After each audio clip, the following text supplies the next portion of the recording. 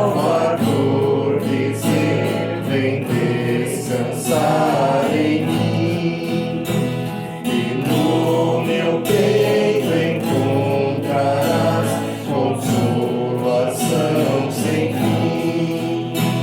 Vinha Jesus e me entreguei meu triste coração, abrigo, gozo e paz achei consolação.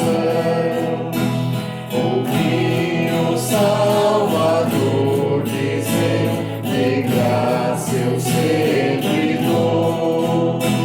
As águas vivas vêm beber, da vida fonte eu sou. Vinha Jesus e me prostei, as águas e bebi. Jamais a sede sentirei, estando sempre ali. Ouvi o Salvador dizer, a luz do mundo sou. Ó, vinde a mim, pois quem vier terá a luz que dou. Vinha Jesus e nele achei o sol que brilha em mim, e nessa luz caminharei até da vida ao fim. Olá, queridos irmãos, graça e paz da parte daquele que era, que é e que há de vir, nosso Senhor e Salvador Jesus Cristo. Quero saudá-los com o lema para esse dia de hoje que se encontra em Hebreus capítulo 4, versículo 1. Deus nos deixou a promessa de que podemos receber o descanso de que Ele falou.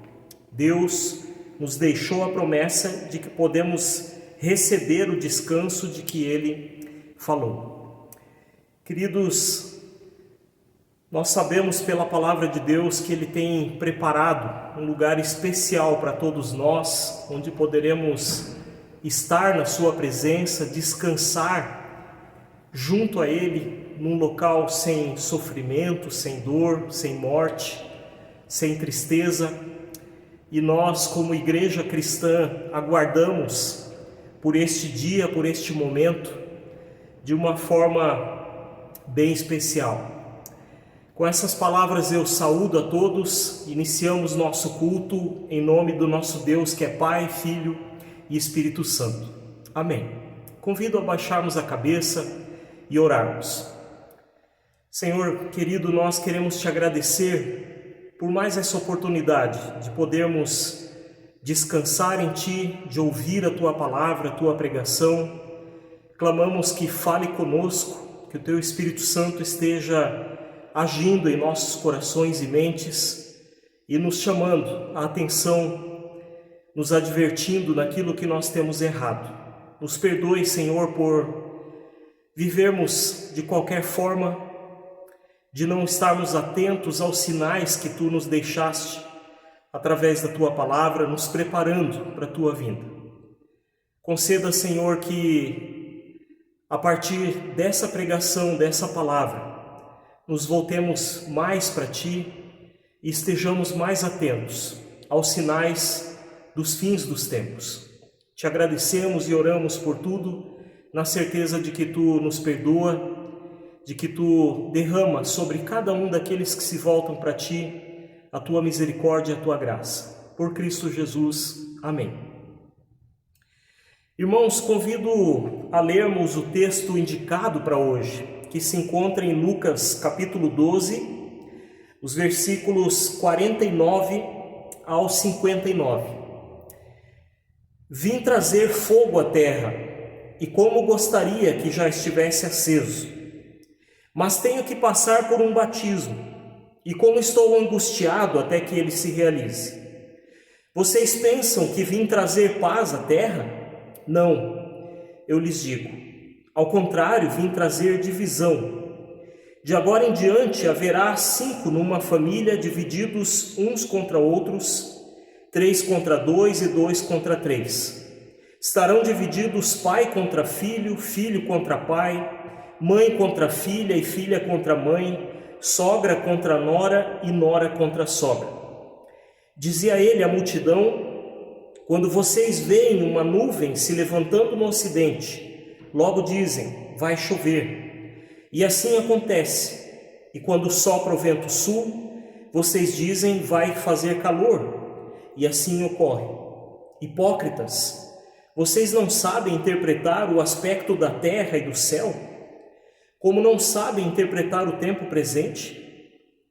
Por que vocês não julgam por si mesmos o que é justo? Quando algum de vocês estiver indo com seu adversário para o magistrado, faça tudo para se reconciliar com ele no caminho, para que ele não o arraste ao juiz, o juiz o entregue ao oficial de justiça e o oficial de justiça o jogue na prisão. Eu lhe digo que você não sairá de lá enquanto não pagar o último centavo. Até aqui essa palavra. O que você faria se soubesse que o Senhor voltaria hoje? Não é de agora que em nossas conversas, em nossos diálogos, nós falamos sobre os fins dos tempos. É muito comum eu ouvir das pessoas: pastor, quantos sinais nós percebemos que o mundo está se acabando, que o fim está próximo. De certa maneira, as pessoas têm uma certa noção disso, sobre a volta de Cristo, o grande dia do Senhor. O texto de hoje está inserido em discursos de Jesus Cristo sobre esse assunto. Ele alertava seus discípulos e os ouvintes sobre o grande dia do Senhor, a fim de que as pessoas se arrependessem, se preparassem. E esse é um assunto do qual nós não podemos deixar para depois, para outra hora. Este assunto exige de nós uma resposta imediata, urgente. Jesus Cristo fala que ele veio pôr fogo na terra. O fogo, no contexto bíblico, pode significar purificação. Provavelmente é nesse sentido que Jesus está afirmando que ele viria trazer fogo. Sua vinda, sua pessoa, servem como juízo para muitos. Como ele mesmo afirma em João, no capítulo 3, versículo 36. Quem crê no Filho tem a vida eterna, quem porém não crer no Filho verá a ira de Deus, ou a ira de Deus permanecerá sobre ele. Como Jesus já havia sido batizado pelo João Batista, aqui nesse texto ele está falando do seu sofrimento, da sua morte, para que esse fogo fosse aceso. Cristo deveria sofrer por toda a humanidade, a fim de salvá-la, de purificá-la. O evento da morte, da crucificação, da ressurreição de Cristo é um marco divisor na história da humanidade. A partir da morte e ressurreição dele, nós temos uma escolha a fazer: ou se voltar para ele com todo o nosso ser, ou ignorarmos. E diante dessa escolha, vale a pena lembrar que longe de Deus não há salvação, não há vida verdadeira. Cristo se sentia angustiado com tudo o que sentiria. O sofrimento que ele assumiria e passaria seria algo terrível e doloroso. Fico imaginando às vezes se quando ele pensava nisso, ele não sentia calafrios, imaginando as chibatadas sobre o seu corpo, os pregos nos seus pulsos, nos seus pés. Essa decisão que nós temos diante de nós influenciará toda a nossa vida, nosso futuro, nossos relacionamentos.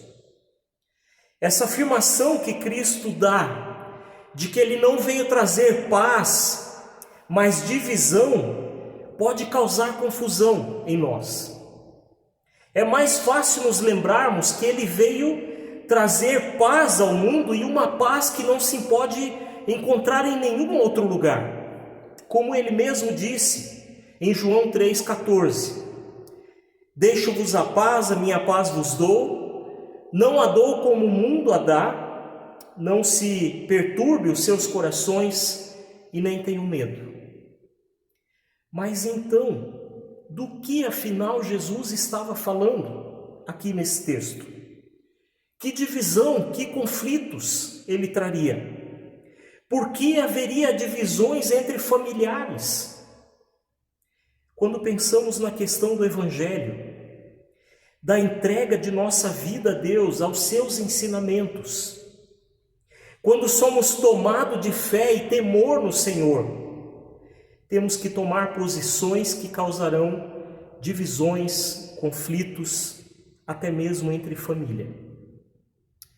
Ele mesmo teve dificuldades inicialmente com sua própria família, como nós lemos em João 7,5, nem os seus irmãos criam nele. O que Jesus estava ensinando e alertando os seus ouvintes, principalmente seus discípulos, era que eles deveriam ficar atentos aos sinais que eles já estavam vivendo e que esses sinais ainda iriam se intensificar. À medida que eles servissem, que eles andassem com Cristo, suas vidas seriam impactadas. Eles enfrentariam resistências, grandes lutas. Não haveria e não há salvação sem luta, sem sofrimento. Cristo exige de seus discípulos uma entrega total, e isso acenderá uma guerra dentro de nós e contra nós, vinda de fora. Uma parte de nosso ser deseja caminhar com o Senhor, mas outra deseja seguir o coração, as próprias intenções e desejos. A decisão por Cristo causará discórdias até mesmo no seio da família. E como isso ainda acontece hoje? Eu já ouvi irmãos falando de sua conversão, de seu desejo por aprender mais do Senhor, ter comunhão com o corpo de Cristo, que é a igreja, e diante desse desejo de comportamento diferente a partir da fé, muitos familiares começam a questionar se isso é realmente necessário, e em algumas situações nós ouvimos acusações, ofensas do tipo: quem vai muito à igreja é chamado de papa hóstia, de beato, de outras palavras pejorativas.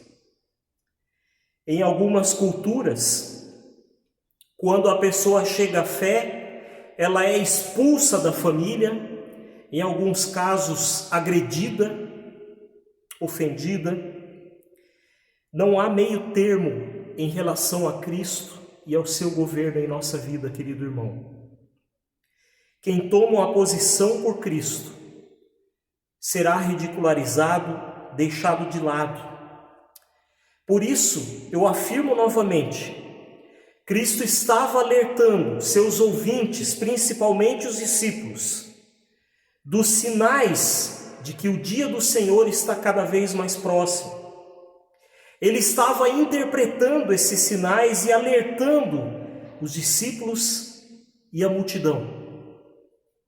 E então Cristo afirma que as pessoas daquele tempo Elas conseguiam entender que os ventos que vinham do mar Mediterrâneo significavam chuva, e os ventos que vinham do deserto significavam calor e seca.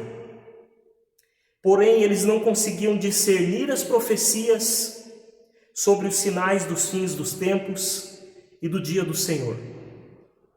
Eles conseguiam interpretar o clima para poder plantar, para poder trabalhar.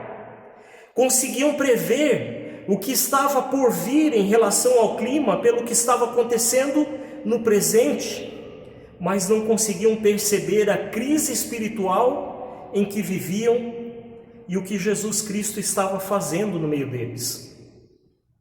Eles tinham tudo para entender, mas não queriam perceber. Por fim, a última comparação de Cristo reforça a urgência de uma decisão.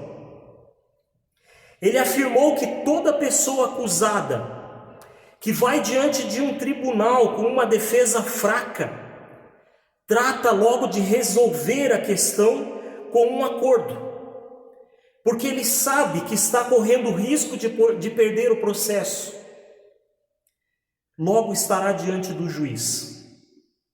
Por isso, antes de ir ao tribunal ou ao caminho deste, com seu acusador, procura resolver logo a situação, a sua pendência de forma amigável, porque quando chegar diante do juiz, será tratado com todo o rigor da lei. Aqui Cristo estava se referindo a alguém que tinha alguma dívida com outro. Queridos irmãos, da mesma forma, precisamos nos reconciliar com Deus, com o nosso próximo, porque os sinais dos tempos estão mostrando que o fim é iminente. Eles são visíveis, os sinais, a cada dia. Não há tempo a perder. Essa decisão de mudança de vida deve acontecer o quanto antes em nossa vida. Queridos, a vinda em glória e majestade do Senhor Jesus Cristo se aproxima rápido. Ainda mais para nós hoje, pois já se passaram mais de 2000 anos. Não deveríamos viver de qualquer jeito, mas deveríamos colocar as coisas em ordem em nossa vida, especialmente em relação a mágoas, rixas, contendas. O grande julgamento está próximo e tudo neste dia será colocado às claras, com total justiça. Uma justiça totalmente diferente da que nós conhecemos hoje, onde há suborno, onde há falso testemunho. Diante de Deus, o Criador, não haverá nada disso, porque Ele conhece nossas intenções, nosso coração. Não haverá parcialidade. O Senhor conhece nosso coração e todo o nosso ser. Tudo será resolvido, tudo será posto em ordem. Os sinais da volta de Cristo estão cada vez mais claros. Como nos comportamos diante disso? Já decidimos por Cristo? Queridos irmãos, coloquemos nossa vida em ordem diante do Senhor. Jesus Cristo nos chama de braços abertos a nos entregarmos a Ele. Ele afirma para nós que Ele já cumpriu toda a lei, que Ele já pagou por toda a dívida, por todo o pecado. Basta nos entregarmos a Ele, confiarmos a nossa vida inteiramente a Ele. Tome essa decisão em sua vida. Busque ao Senhor, consagre sua vida ao Senhor. E terás a verdadeira paz e alegria diante desse assunto, da eternidade. Que o Senhor venha sobre nós, nos encha de fé e nos ajude a compreender a sua vontade e também os sinais do nosso tempo. Amém. Convido a baixarmos a cabeça e orarmos. Obrigado, Pai amado, pela Tua palavra, por ser norte, por nos orientar a direção em que nós devemos caminhar, por estarmos atentos aos sinais, por nos chamar a uma decisão. Ajuda-nos, Senhor, a tomarmos essa decisão a cada dia, de permanecermos contigo, de nos arrependermos, de perdoarmos aqueles que nos ofenderam, de pedirmos perdão. Toque nossos corações e mentes para isso. Ajuda-nos, Senhor, a sermos humildes diante de Ti e do nosso próximo. Proteja e guarde cada família, cada lar da nossa paróquia, da nossa igreja, da Tua igreja espalhada pelo mundo afora. Dê força, dê sabedoria aos Teus filhos e filhas para se manterem nos Teus caminhos. Nunca, jamais se afastarem de Ti e dos Teus ensinamentos. Clamamos, Senhor, com alegria, com gratidão pela vida da Cristiane, por ela estar melhorando dia após dia. Pedimos, Senhor, que continue abençoando o tratamento dela. Guarde e proteja também seu Evelino, a Rosália, que estão em tratamento.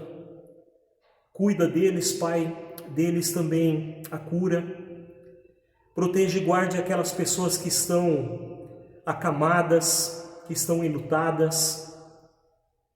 Esteja também cuidando de toda essa situação da política esse ano no nosso país, para que pessoas honestas e comprometidas com a Tua palavra, com o Teu povo, sejam eleitas, para cuidarem, para coordenarem o nosso país adiante.